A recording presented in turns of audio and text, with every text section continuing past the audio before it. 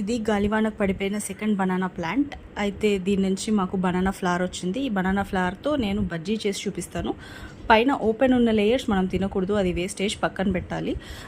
New layer open చేసిన తర్వాత అలా ఒక సెక్షన్ ఆఫ్ ఫ్లవర్స్ వస్తాయి. అందులో ఒక ఫ్లవర్ తీసి మీకు క్లీన్ చూపిస్తా. ఆ పైన ప్లాస్టిక్ లాగా ఒక లేయర్ ఉంటుంది, అది మనకు అక్కర్లేదు, తీసి పక్కన పెట్టండి. ఈనెలు అంటారు వీటిని. Out of all the sticks ఒక స్టిక్కి మాత్రం పైన టిప్ థిక్ ఉంటుంది, అది కూడా మనకు అక్కర్లేదు, అది తినకూడదు, అది కూడా తీసి పక్కన పెట్టండి. ఇప్పుడు ఈ ఫ్లవర్ ఎడిబుల్, తినొచ్చు. దీన్ని మజ్జిగ నీళ్ళలో వేసేయండి. ఇలా వేస్తే నలుపు అవ్వదు, ఫ్రెష్ ఉంటుంది. అలా లేయర్ ఆఫ్టర్ లేయర్ తీస్తే ఫ్లవర్స్ చిన్నగా అయిపోతాయి. దీన్ని కావాలంటే కూర వండుకోవచ్చు, నేను వండట్లేదు.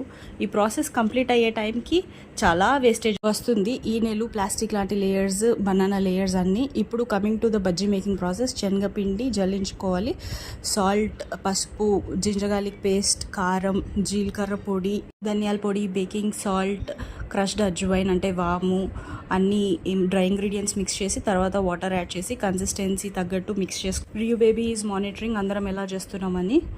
తర్వాత మన క్లీన్ చేసుకున్న బనానా ఫ్లవర్స్ని తీసి ఈ బ్యాటర్లో వేసి మిక్స్ చేసుకోవాలి. మీడియం హై ఫ్లేమ్లో డీప్ ఫ్రై చేసుకోవాలి.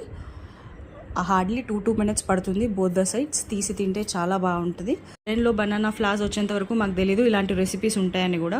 మమ్మీకి నచ్చింది, డాడీకి నచ్చింది, చిన్న పాపకి నచ్చింది, అమ్మమ్మకి నచ్చింది, అందరూ తిన్నారు. బాబు ఒక్కడే కెచప్ వేసుకొని తిన్నాడు. యాజ్ ఇట్ ఈస్ అలా తిన్నా కూడా స్నాక్ ఐటమ్ చాలా బాగుంది. It's very healthy. Thanks for watching.